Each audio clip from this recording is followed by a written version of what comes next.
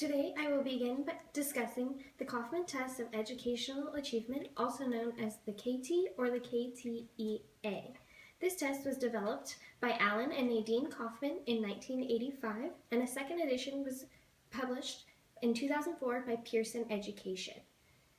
This test can measure students from ages 4.6 years old to 25 years old. Teachers will administer this test to determine the strengths and weaknesses of students in 7 areas stipulated by IDEIA.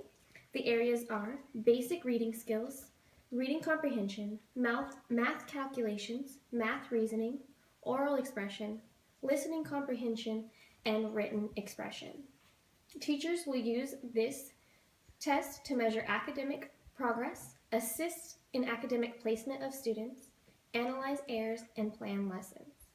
Once teachers have a better understanding of the content area in which the student struggles, the teacher can modify the curriculum and lesson to meet the student's needs.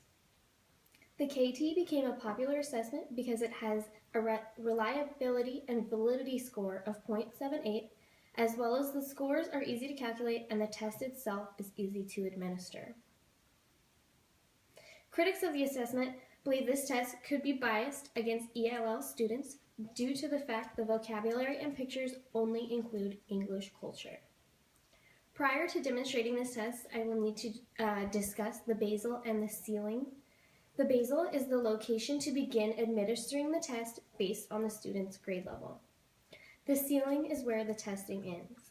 If a child receives 4 consecutive zeros in a section, the teacher must end the assessment and move on to the next section. There are 2 forms of the KT, the brief and the comprehensive. The brief covers writing, reading, and math, and the comprehensive is more extensive.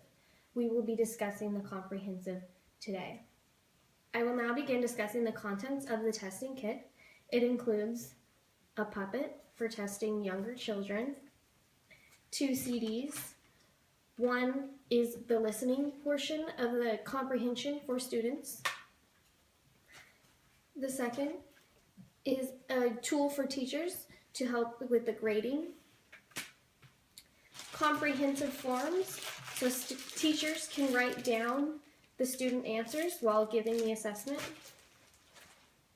Supplemental packets, these will be additional stories in the comprehension section for older students.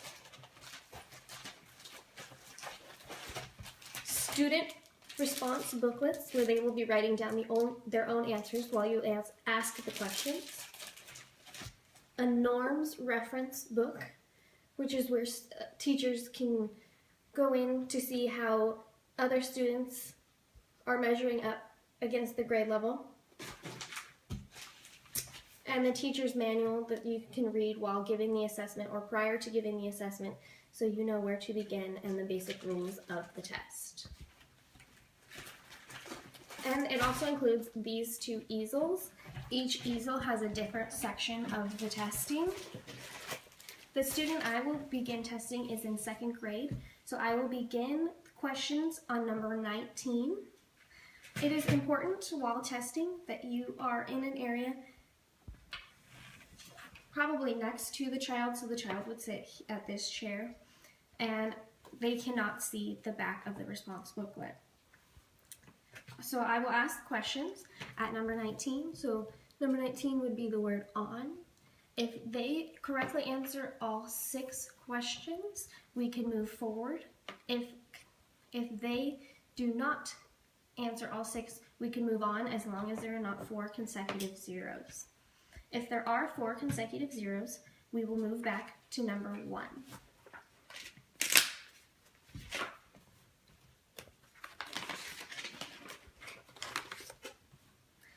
If the student has another 4 consecutive zeros, we must end this portion of the assessment and move to the next portion.